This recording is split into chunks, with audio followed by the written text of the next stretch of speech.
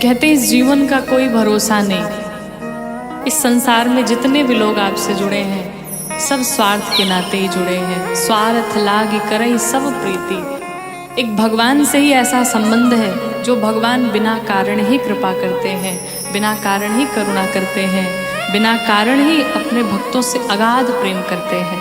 तो अगर किसी से प्रेम करना है तो श्री ठाकुर जी से प्रेम किया जाए, श्री गोविंद से प्रेम किया जाए, माधव से प्रेम किया जाए। क्योंकि कहते हैं कि अगर आपके पास मनी है तो आपके पास मेनी है, यानी आपके पास पैसे हैं तो आपसे बहुत सारे लोग जुड़े हैं। अगर पैसे नहीं हैं तो फिर आपके पास कोई नहीं बचेगा। एक बहुत ही सुंदर निर्गुण भजन, आइए हम सभी मिलके गाते हैं। कि तूता दुनिया के मेला में अकेला हो, अचुके कौनो खेला हो जाई। कि तूता दुनिया के मेला में अकेला हो, अचके कौनो खेला हो जाई। तूता दुनिया के मेला में अकेला हो, अचके कौनो खेला हो जाई। मिली कबो ना करैली बोके केला हो, कि मिली कबो ना करैली बोके केला हो, अचके कौनो खेला हो जाई। तूता दुनिया के मेला में अकेला हो, अचके कौनो खेला हो जाई। तूता दुनिया के मेला में अकेला हो, अचके कौनो खेला हो जाई।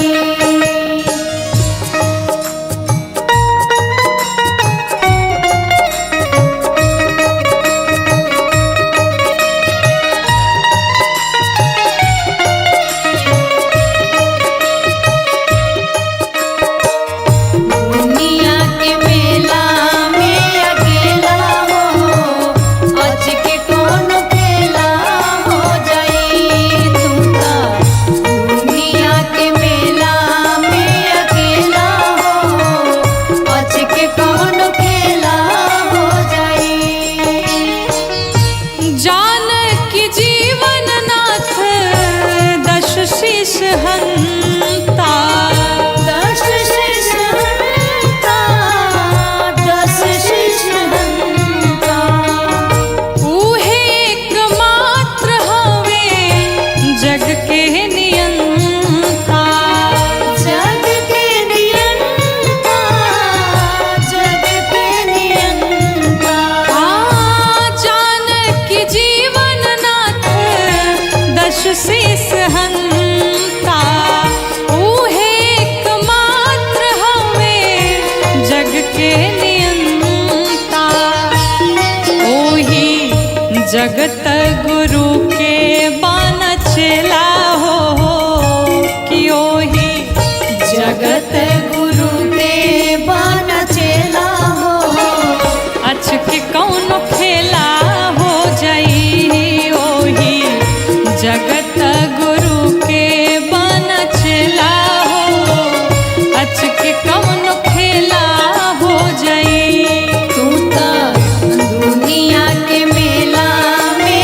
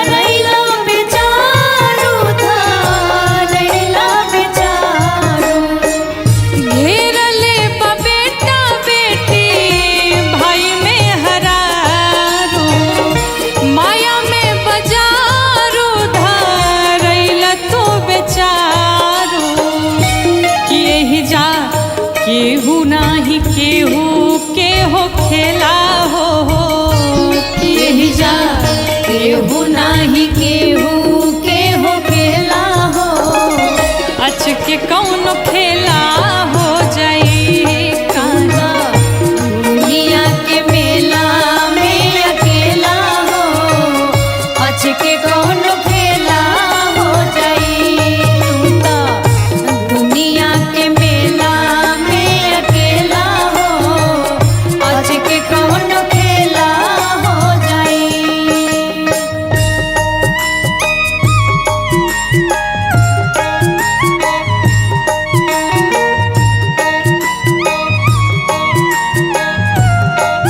तू तो दुनिया के मेला में अकेला हो अच के कौन खेला हो जाई तू तो दुनिया के मेला में अकेला हो अच के कौन खेला हो जाई जीव कठपुतरी हा राम जी मदारी राम जी मदारी हो राम जी मदारी ऊ जवन चाहस तुमने होला ए शिकारी होला ए शिकारी होला ए शिकारी हाँ जीव कठपुतरी हा राम जी मदारी ऊ जवन चाहस तुमने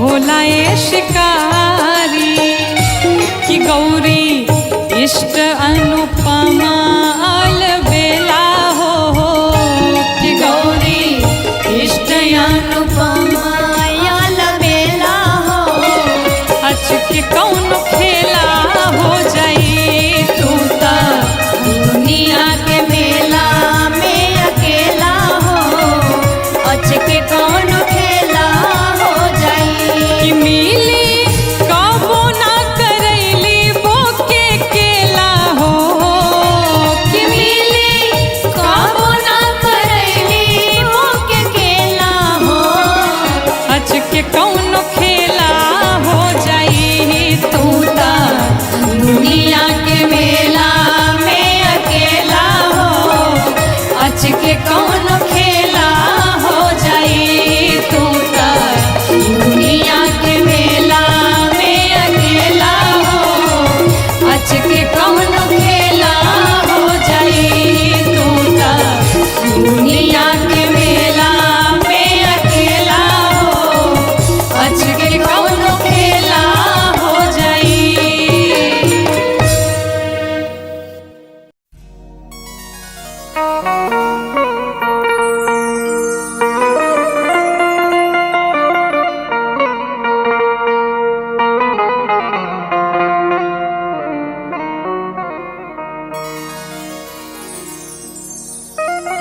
जगत में कोई न परमानन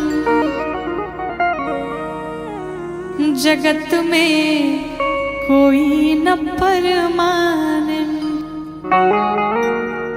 तेल चमेली चंदन साबुन तेल चमेली चंदन साबुन चाहे लगा लो सेंट जगत में कोई न परमानंद जगत में कोई न परमानंद जगत में कोई न परमानंद तेल चमेली चंदन साबुन तेल चमेली चंदन साबुन चाहे लगा लो सेंट जगत में कोई न परमानंद जगत में कोई न परमानंद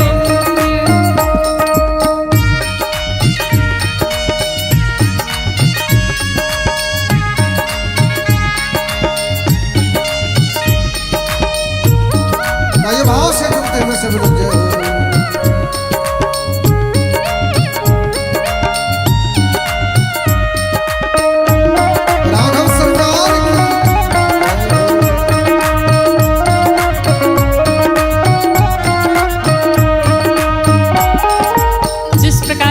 रेस्टोरेंट में लोगों का आना जाना लगा रहता है, उसी प्रकार से ये दुनिया भी है। साधक कहता है आवागमन लगी दुनिया में, जगत है रेस्टोरेंट रे प्यारे, जगत है रेस्टोरेंट रे प्यारे, जगत है आवागमन लगी दुनिया में, जगत है रेस्टोरेंट रे प्यारे, रे प्यारे।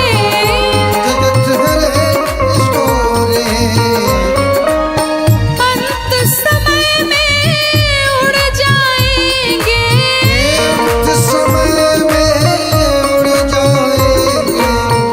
तेरे तंबू टेंट जगत में, कोई न परमानेंट जगत में, कोई न परमानेंट। बड़े भाव से सभी लोग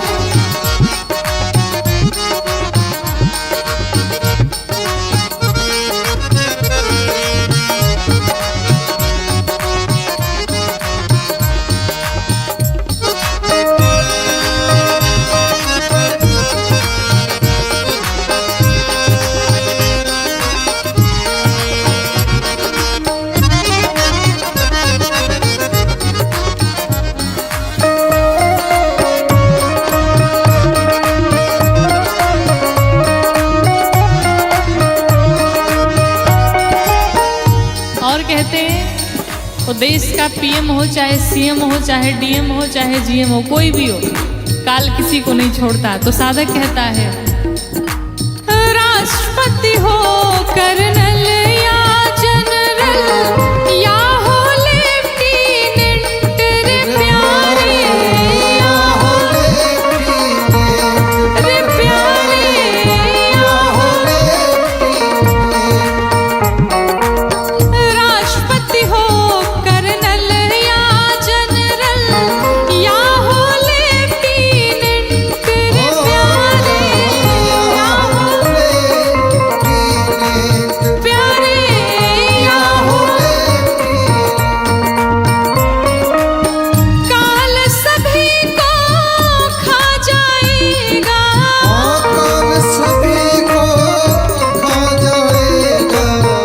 लेडीज हो या जेंट्स जगत में, कोई न परमानेंट जगत में, कोई न परमानेंट।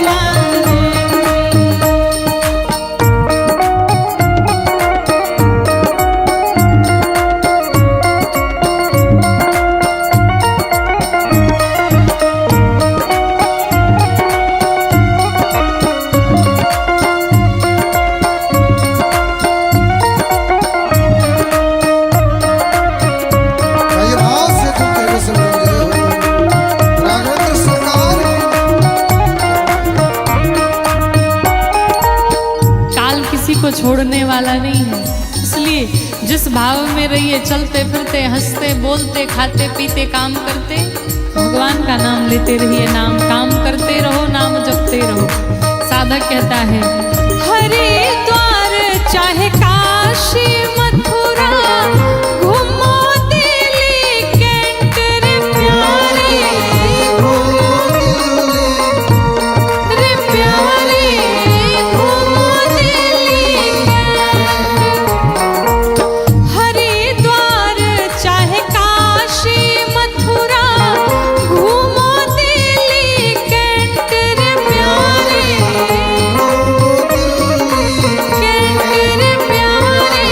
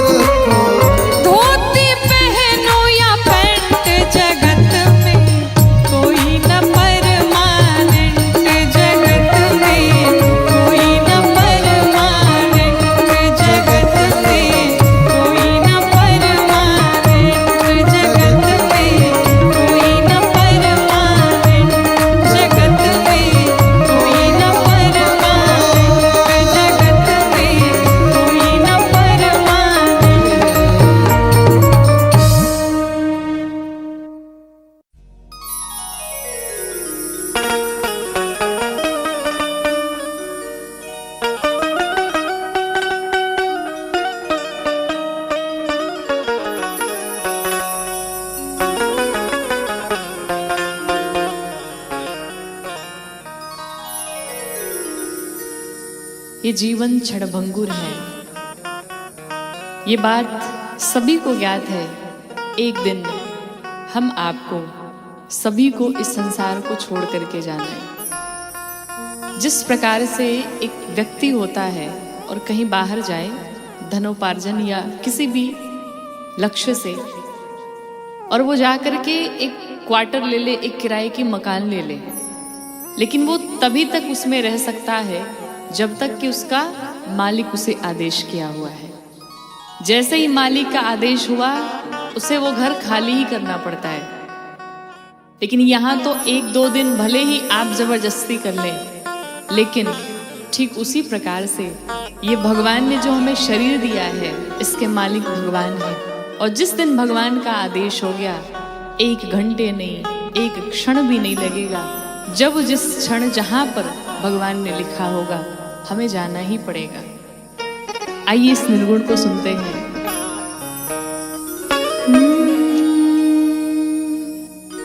कि पियवा भेजी जहिया उड़न खटोला हो, ई चोला छोड़ के जाए के परी। कि पियवा भेजी जहिया उड़न खटोला हो, ई चोला छोड़ के जाए के परी। पियवा भेजी जहिया उड़ान खटोला हो, ई चोला छोड़ के जाए के पड़ी। पियवा भेजी जहिया उड़ान खटोला हो, ई चोला छोड़ के जाए के पड़ी। संगे जाई ना झपोली ना झपोला हो, संगे जाई ना झपोली ना झपोला हो, ये चोला छोड़ के जाए के परी। पियवा भेजी जहिया उड़न खटोला हो, ये चोला छोड़ के जाए के परी। पियवा भेजी जहिया उड़ान खटोला हो, ई चोला छोड़ के जाए के पड़ी।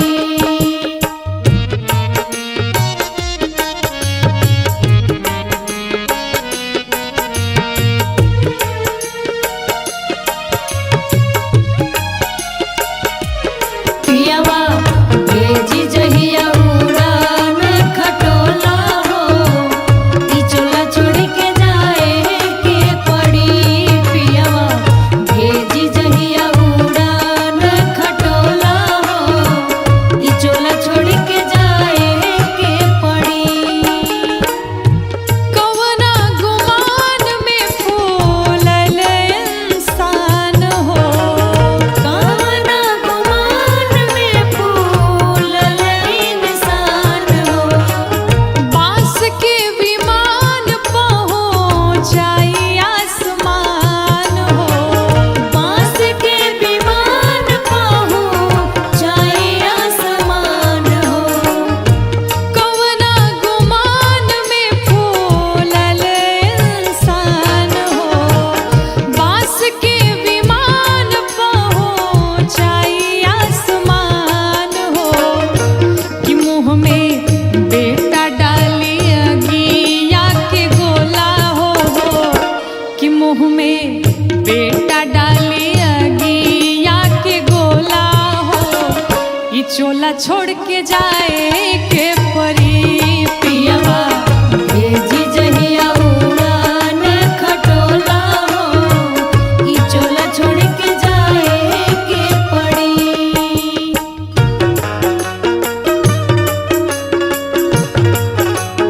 बोलो सियावर रामचंद्र भगवान की जय।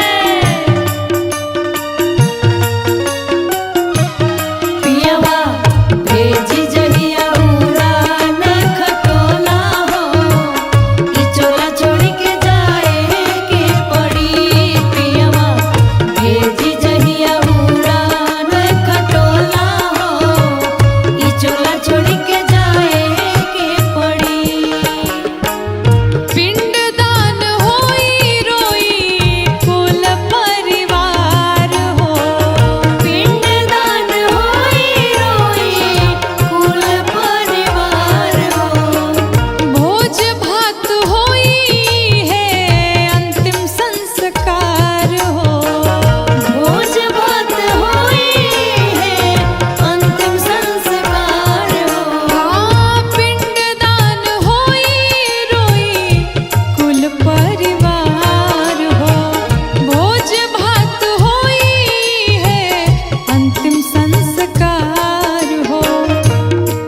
सभे घोर डाल दिए बकलोला हो कि सभे घोर डाल दिए बकलोला हो ई चोला छोड़ के जाए के परी पियवा भेजी जहिया उड़ान खटोला हो ई चोला छोड़ के जाए के पड़ी पियवा भेजी जहिया उड़ान खटोला हो ई चोला छोड़ के जाए के पड़ी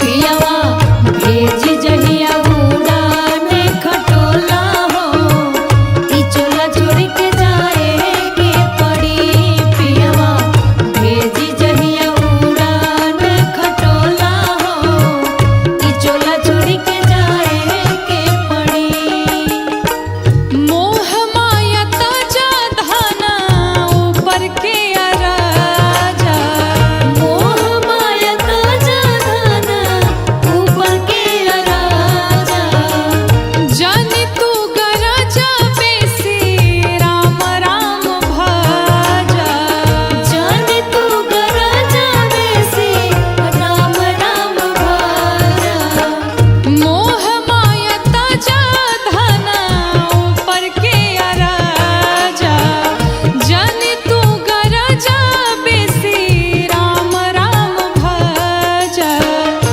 शिकारी गौरी रोप राम नाम मोला हो शिकारी गौरी रोप राम नाम मोला हो ई चोला छोड़ के जाए के पड़ी पियवा भेजी जहिया उड़ान खटोला हो ई चोला छोड़ के जाए के पड़ी पियवा भेजी जहिया उड़ान खटोला हो ई चोला छोड़ के जाए के पड़ी पियवा भेजी जहिया उड़ान खटोला हो ई चोला छोड़ के जाए के पड़ी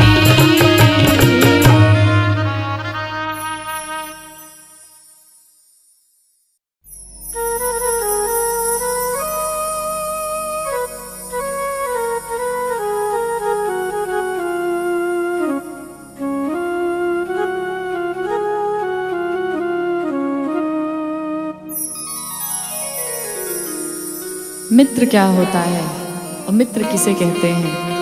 कहते हैं मित्र एक ढाल की तरह होता है जो हमारे सुख में तो सदैव हमारे पीछे चले, पर जब जीवन में दुख आए तो सदैव हमारे साथ ढाल की तरह खड़ा रहे। हमारे जीवन में दुख सुख विपत्ति कुछ भी आए तो सदैव हमारे साथ रहे। आइए मित्र क्या होता है इस भजन के माध्यम से सुनते हैं कि हरदम कर जे विपतिया में मदतिया हो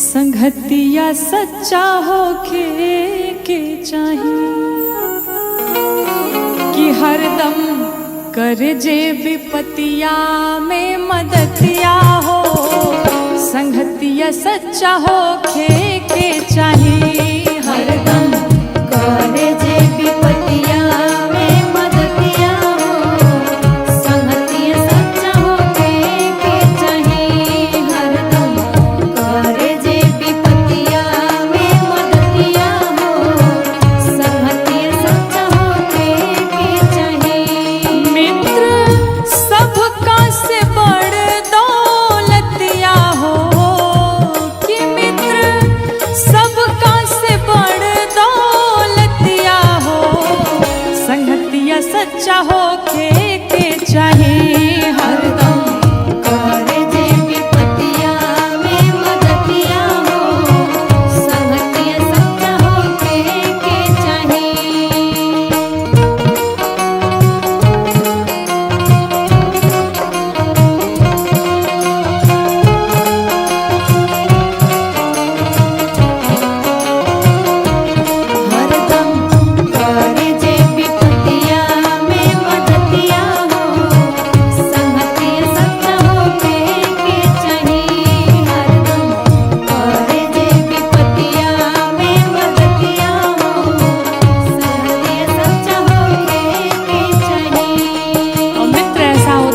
अगर एक मित्र कुमार्ग पर जा रहा है, अगर गलत रास्ते पर जा रहा है, तो एक अच्छा मित्र उसे सही मार्ग दिखाता है। कहते हैं कुपथ छोड़ाए के सो पंथ पर चलावे, पंथ पर चलावे, पंथ पर चलावे। अवगुण छुपावे तहरा गुण के बतावे, गुण के बतावे तोहरा, गुण के बतावे। हाँ कुपथ छोड़ाई के सो पंथ पर चलावे, अवगुण छुपावे तहरा गुण के बतावे। कि हरदम रोके टोके करता गलतिया हो, कि हरदम रोके टोके करता गलतिया हो। संगतिया सच्चा हो के चाहिए हरदम करे जे विपतिया में मदतिया हो, संगतिया सच्चा होके के चाहिए। हरदम करे जे विपतिया में मदतिया हो, संगतिया सच्चा होके के चाहिए।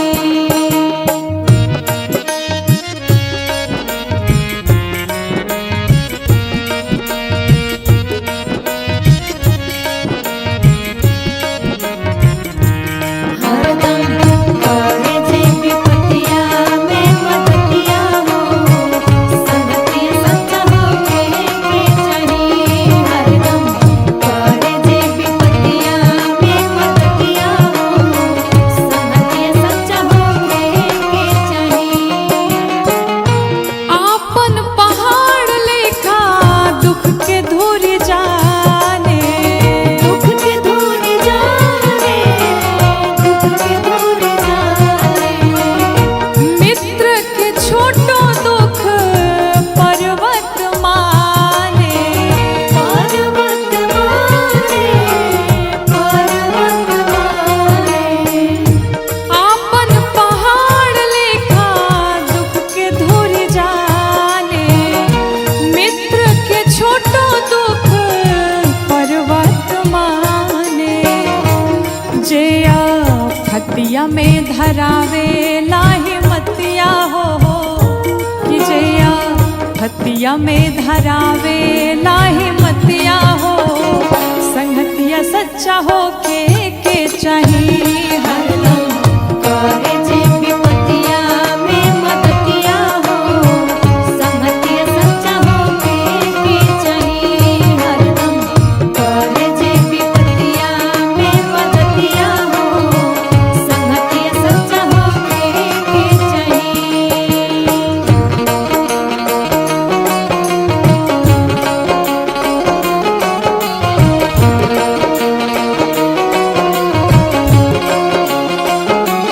हरदम करे जे विपतिया में मदतिया हो, संगतिया सच्चा होके के चाहिए। हरदम करे जे विपतिया में मदतिया हो, संगतिया सच्चा होके के चाहिए।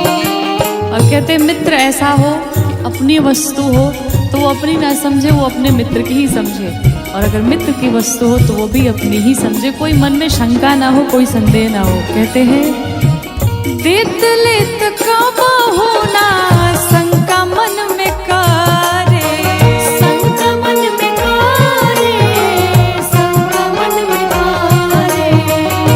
मित्र के मदति में हरदम तत्पारे, हरदम तत्पारे, हरदम तत्पारे।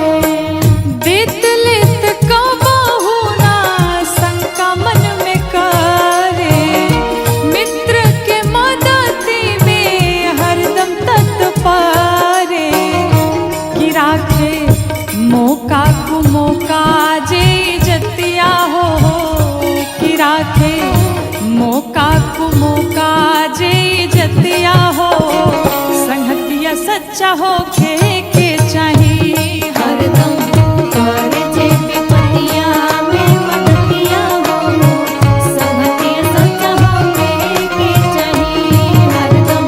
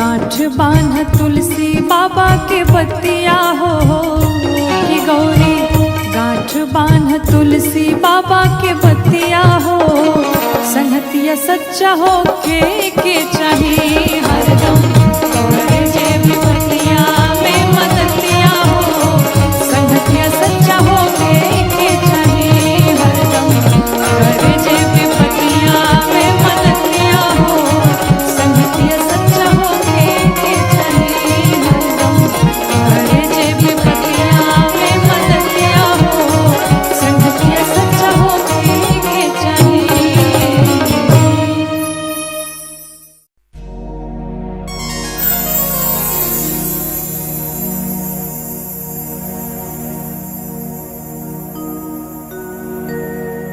के तोहरा संगे जाई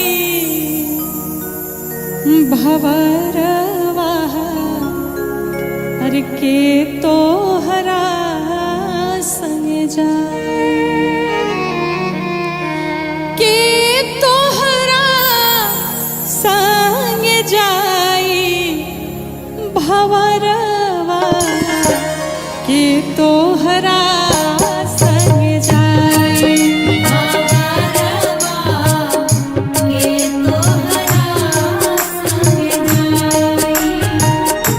के तोहरा संग जाई भवरवा के तोहरा संग जाई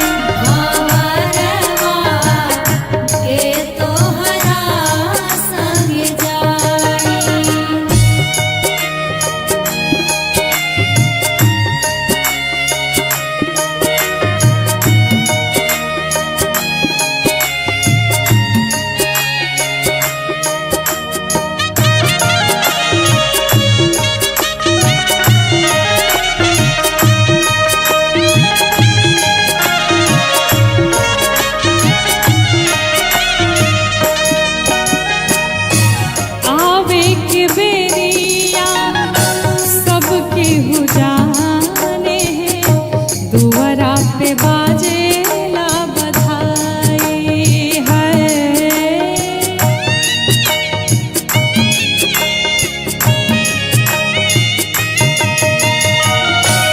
आवे के बेरिया सबके हो जाने हैं दुआरा पे बाजेला बधाई है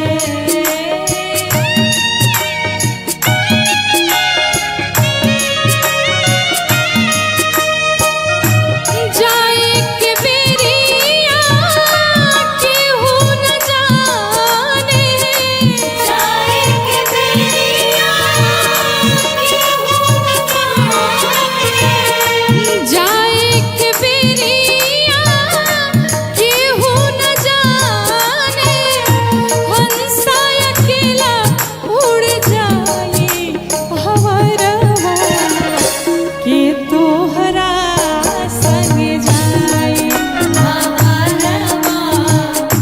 के तोहरा संग जाई।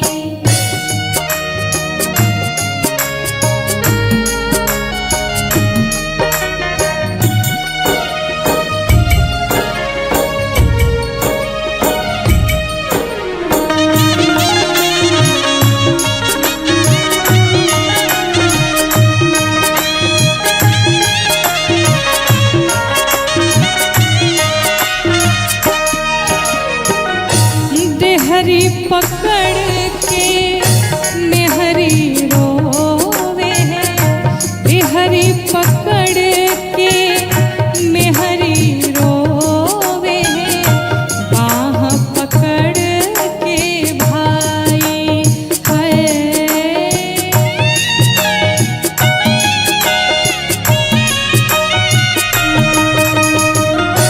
देहरी पकड़ के मेहरी रोवे है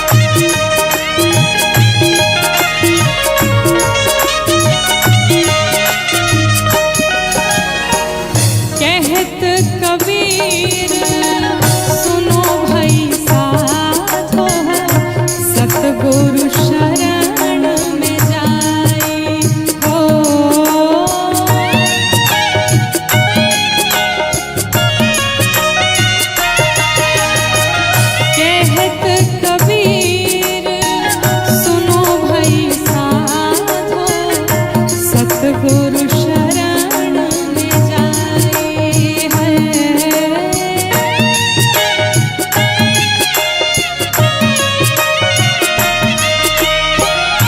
जो यह पद के अर्थ बताई है,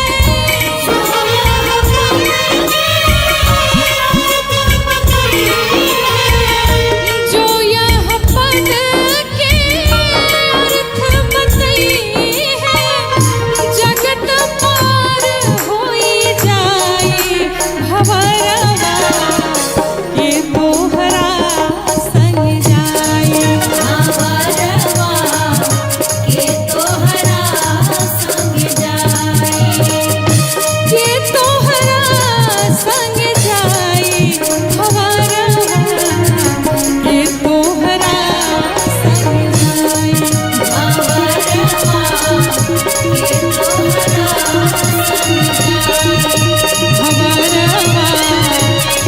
तोहरा संग जाए। भंवरवा के तोहरा संग जाए। भंवरवा के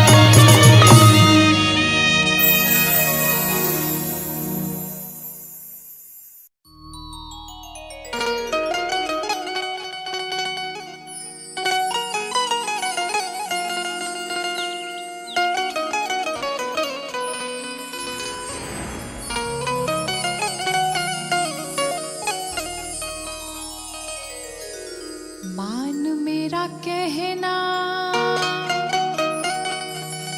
नहीं तो पछताएगा। ये माटी का खिलौना माटी में मिल जाएगा।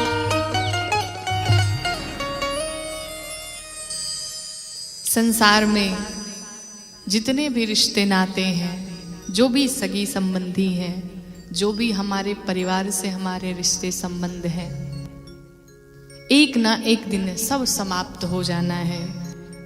इस जीवन का जो सार है हम उसे भूल बैठे हैं, और इस जीवन का सार राम है, और उस राम को ही हम भुला बैठे हैं। आइए इस प्यारे भजन के साथ हम सुनते हैं और सीख लेते हैं कि हमें अपने जीवन में क्या करना चाहिए। कि मान मेरा कहना नहीं तो पछताएगा। माटी का खिलौना माटी में मिल जाएगा। मान मेरा कहना नहीं तो पछताएगा। माटी का खिलौना माटी में मिल जाएगा। मान मेरा कहना नहीं तो पछताएगा। माटी का खिलौना माटी में मिल जाएगा।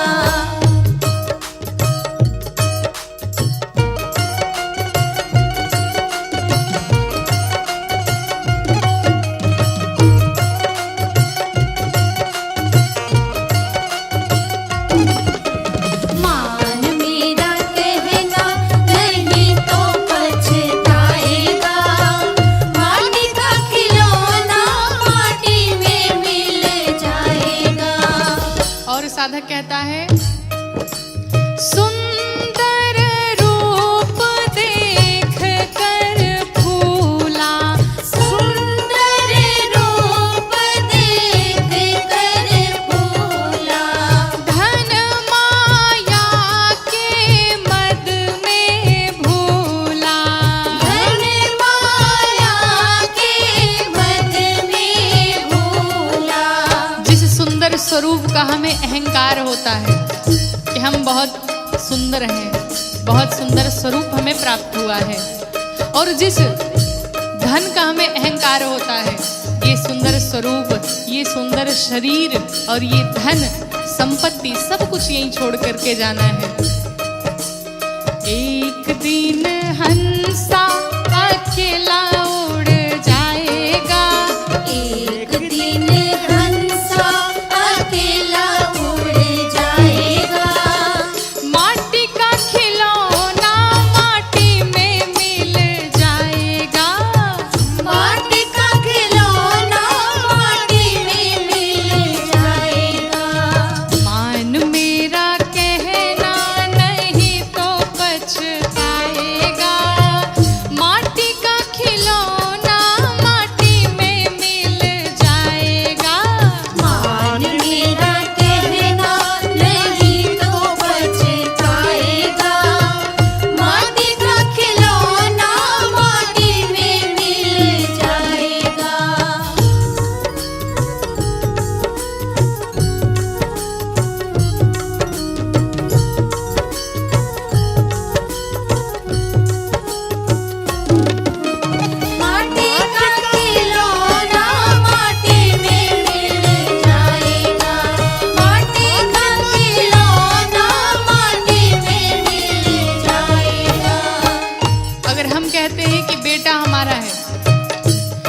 आपका पुत्र आपका साथ कहां तक देगा। बेटा बेटा क्या करता है, बेटा बेटा क्या करता है, ओ बेटा बेटा क्या करता है। बेटा बेटा क्या करता है। जिस बेटे से हम इतना स्नेह करते हैं वो बेटा एक दिन, बेटा तो एक दिन पड़ोसी बन जाएगा। बेटा तो एक दिन पड़ोसी बन जाएगा। माटी का खिलौना माटी में मिल जाएगा। माटी का खिलौना माटी में मिल जाएगा।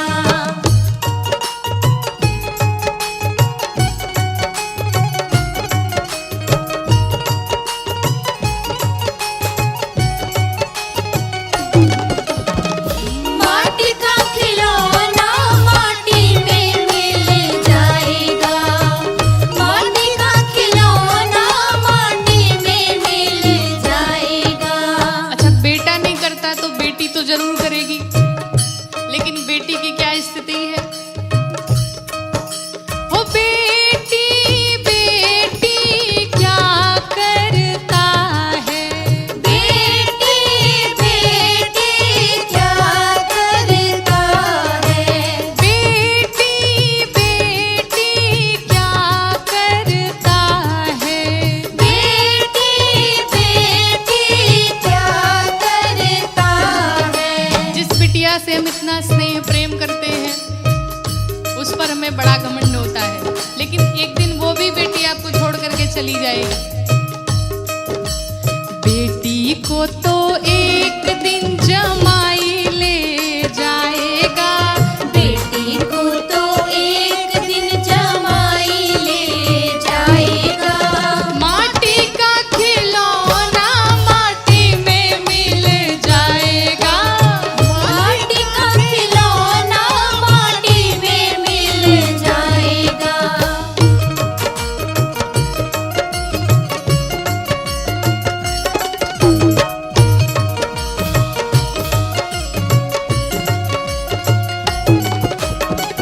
माटी का खिलौना माटी में मिल जाएगा।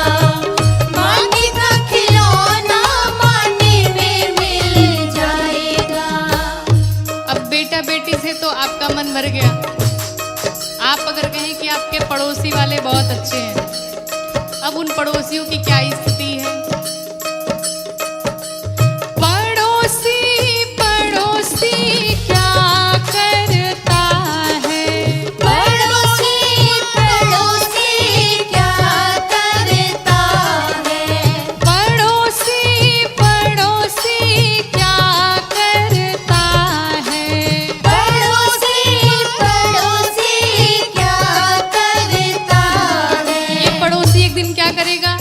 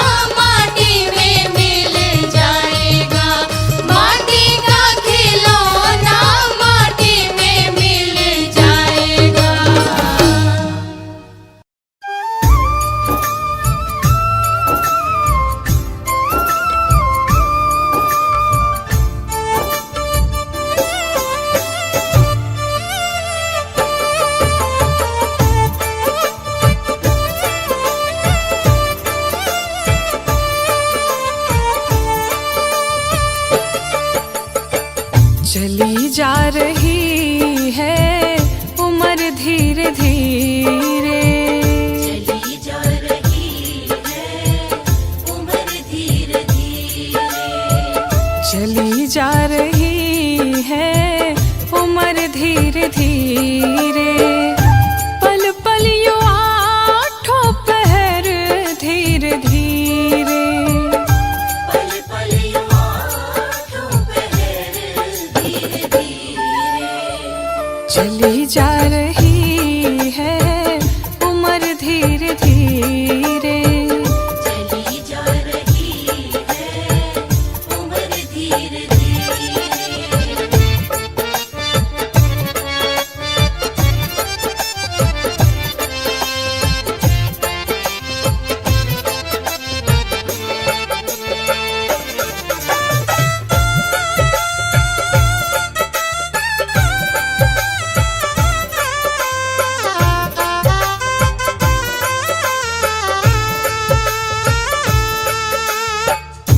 बचपन भी जाए जवानी भी जाए, बचपन भी जाए जवानी भी जाए, बचपन भी जाए जवानी भी जाए। बुढ़ापे का होगा असर धीरे धीरे, बुढ़ापे का होगा असर धीरे धीरे। चली जा रही है उम्र धीरे धीरे। चली जा रही है उम्र धीरे धीरे।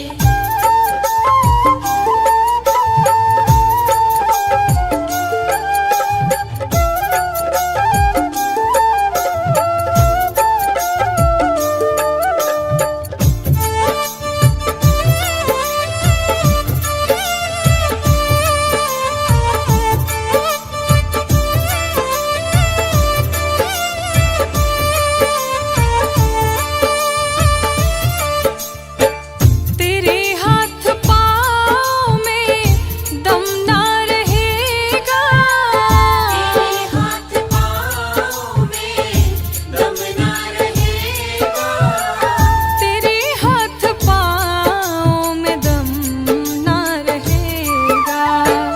झुकेगी तुम्हारी कमर धीरे धीरे, झुकेगी तुम्हारी कमर धीरे धीरे। चली जा रही है उम्र धीरे धीरे। चली जा रही है उम्र धीरे धीरे।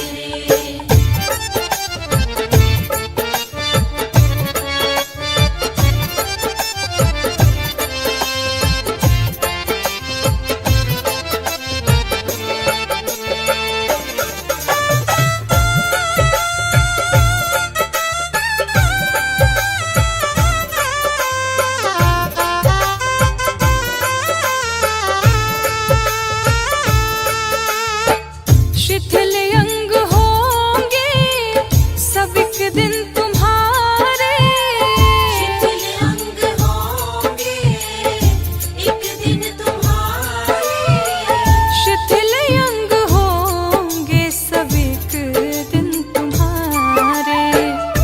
फिर मंद होंगी नजर धीरे धीरे, फिर मंद होगी नजर धीरे धीरे। चली जा रही है उम्र धीरे धीरे। चली जा रही है उम्र धीरे धीरे।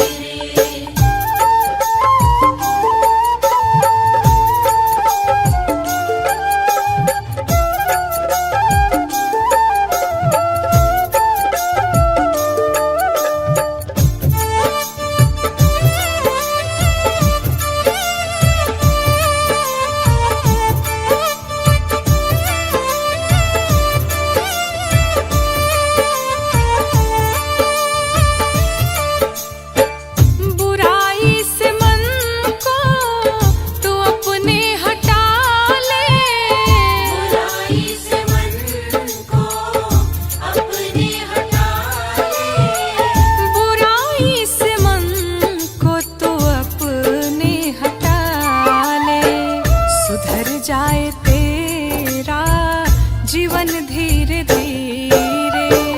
सुधर जाए तेरा जीवन धीरे धीरे। चली जा रही है उम्र धीरे धीरे। चली जा रही है उम्र धीरे धीरे। प्रभु द्वार, मुक्ति का द्वार।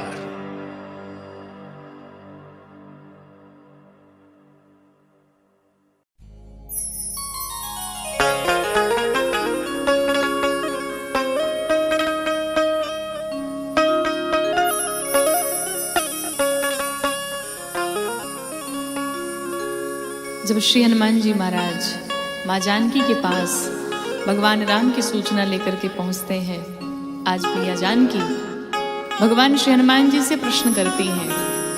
मैया कहती है, पुत्र, जिस मेरे प्राणनाथ ने, जिस भगवान राम ने शिव जी के पिनाक को खंड खंड कर डाला, जहां पर 10,000 राजा उपस्थित थे लेकिन कोई तिलमात्र हिला तक नहीं पाया, उस मेरे प्रभु श्री राम जी ने शिव जी के पिनाक को खंड खंड कर डाला।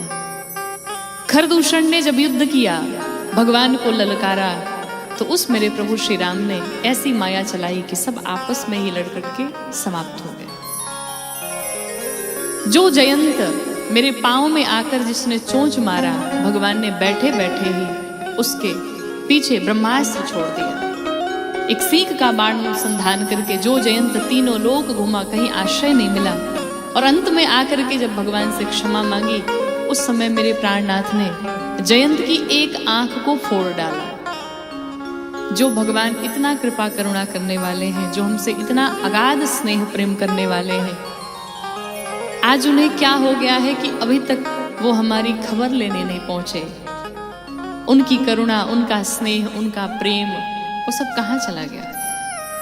मैया जानकी हनुमान जी से प्रश्न करती हैं, कौनी गलतिया पियवा हो,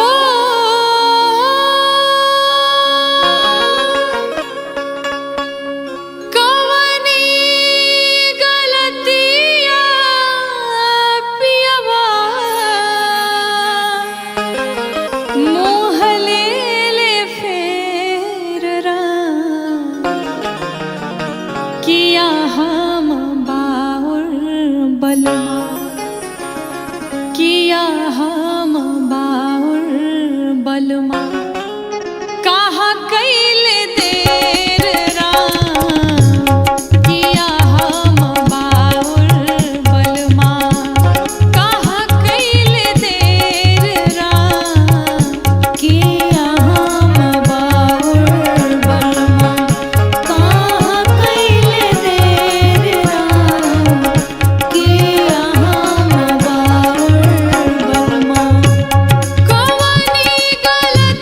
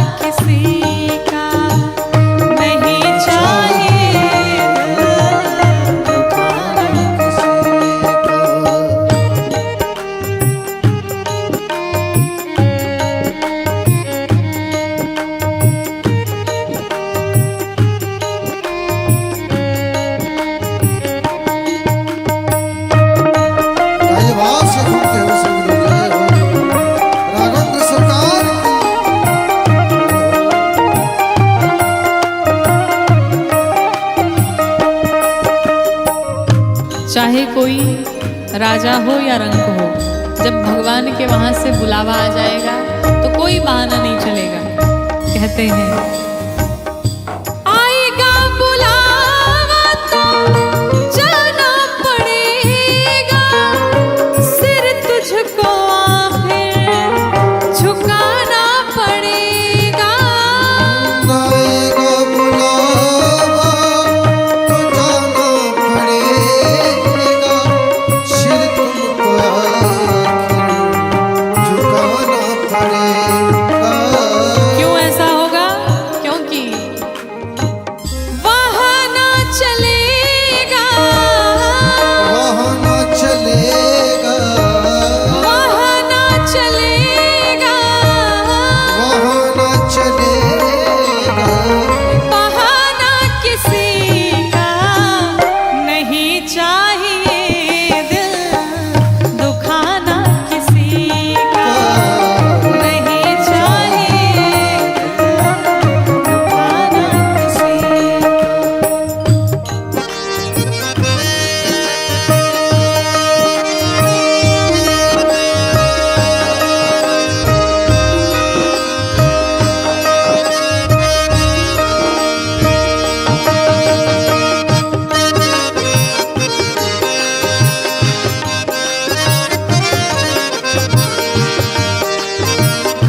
बड़े भाव से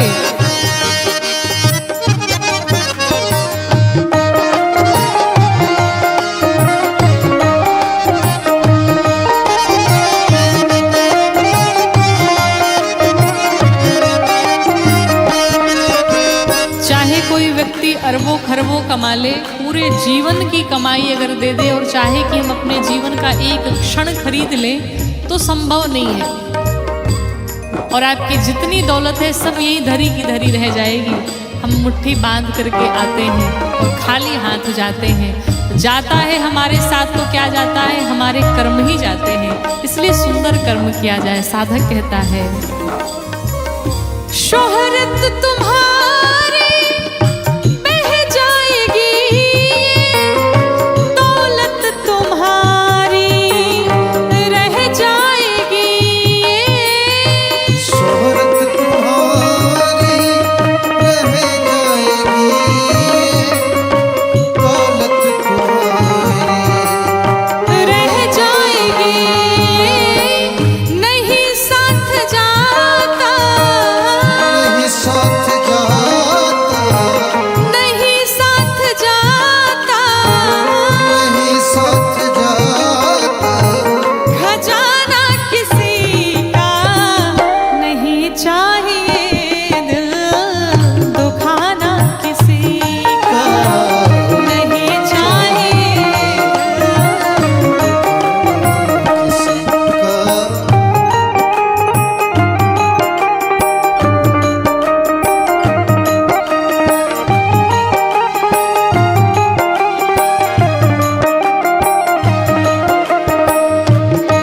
राघवेंद्र सरकार की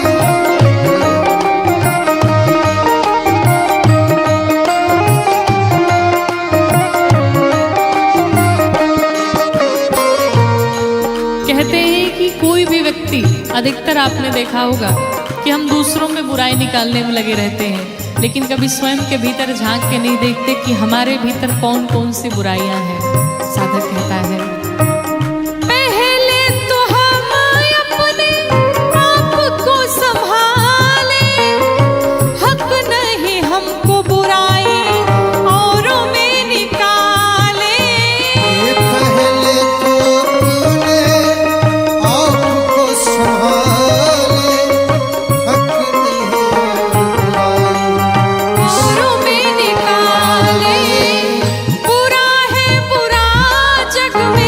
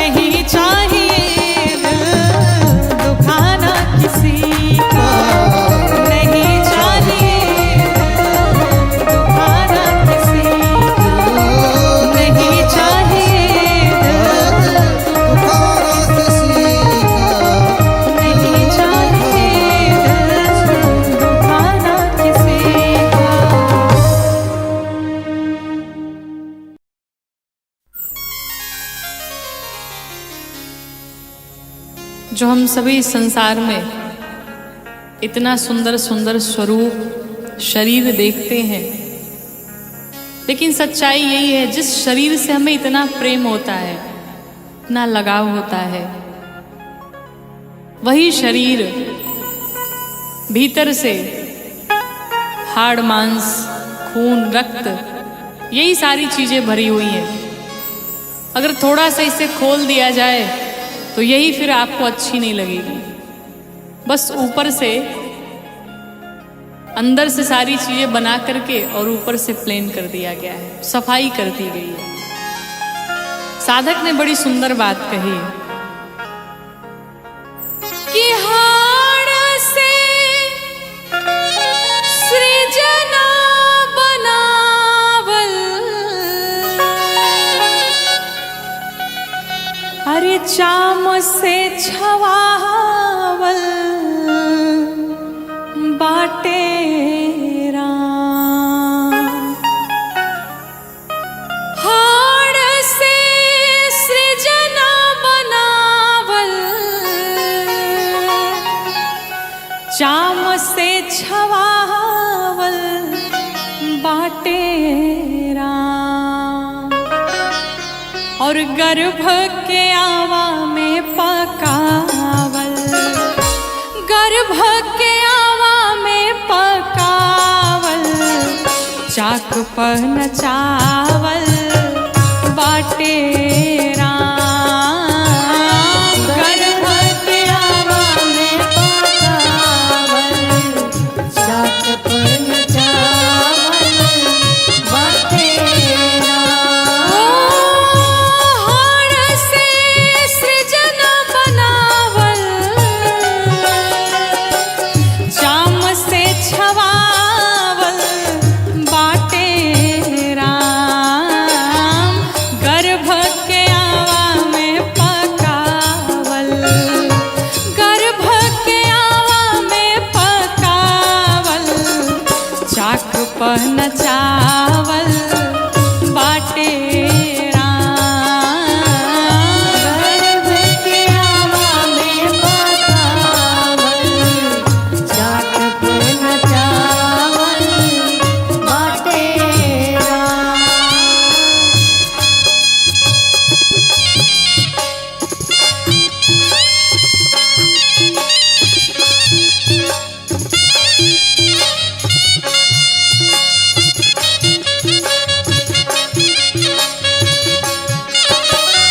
गर्भ के आवा में पकावल, चाक पर नचावल बाटे राम।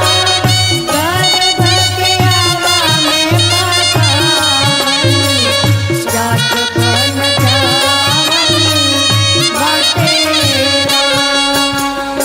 कितनी सुंदर बात, शब्दों पे गौर करिए। मांस के न्योरत, मांस के न्योरत, मांस के नेवरत, मांस के नेवरत लगावल, खून से चिकनावल बाटे राम। सांस के सुगनवा बैठावल, सांस के सुगनवा बैठावल, आत्मा बटावल बाटे राम। सांस के सुगनवा बैठावल, आत्मा बटावल बाटे राम।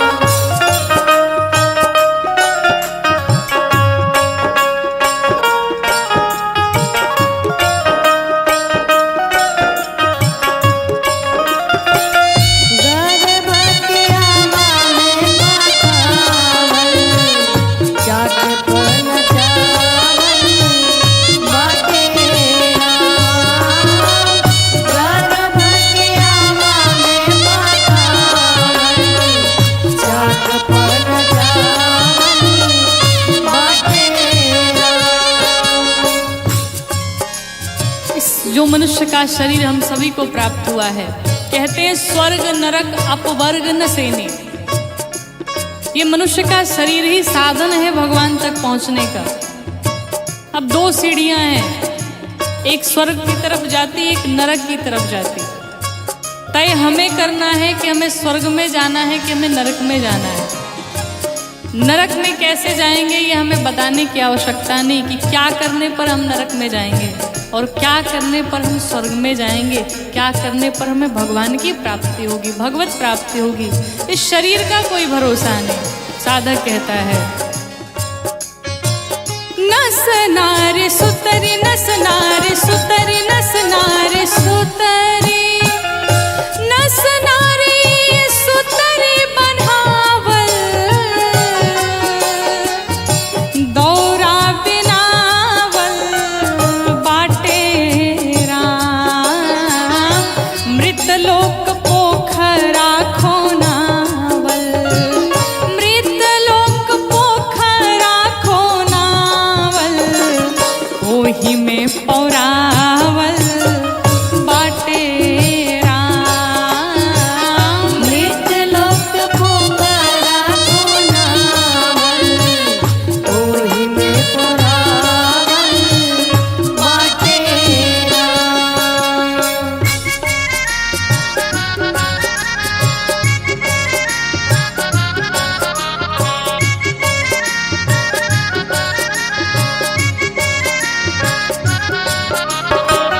गर्भ के आवा में मातावल, जात पन जावल बाटे राम। गर्भ के आवा में मातावल, जात पन जावल बाटे राम। दस दरवाजा, दस दरवाजा, दस दरवाजा, दस दरवाजा गढ़ावल,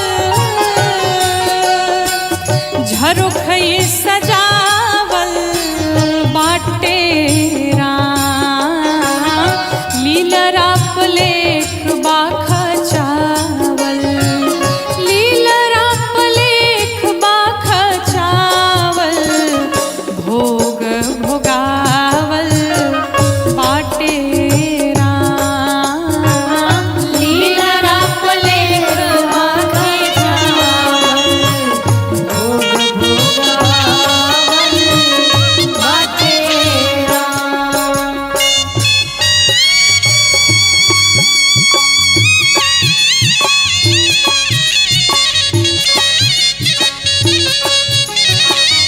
गर्भ के आवा में मातावल, जात पन जावल बाटे राम।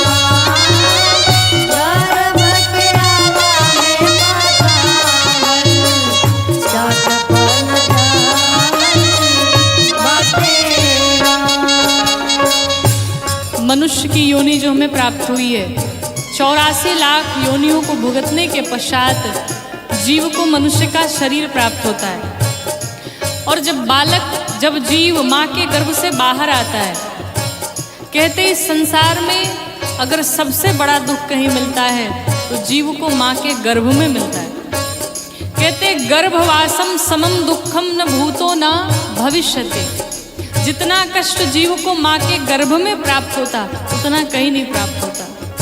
अंत में जीव भगवान से प्रार्थना करता है कि प्रभु मुझे इस गर्भ से बाहर करिए।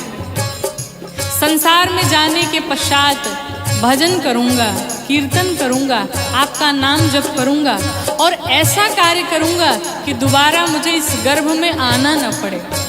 भगवान से जीव कॉल करता है, तब जाकर के भगवान उसे मुक्त करते हैं, बाहर भेजते हैं। लेकिन यहाँ आने के पश्चात जीव सब भूल जाता है और फिर वही आवागमन का चक्कर लगा रहता है। ये कर्म भूमि है। कहते हैं जो बोएगा वही पाएगा। आप जो कर्म किए हैं वो आपको मिलना ही मिलना है।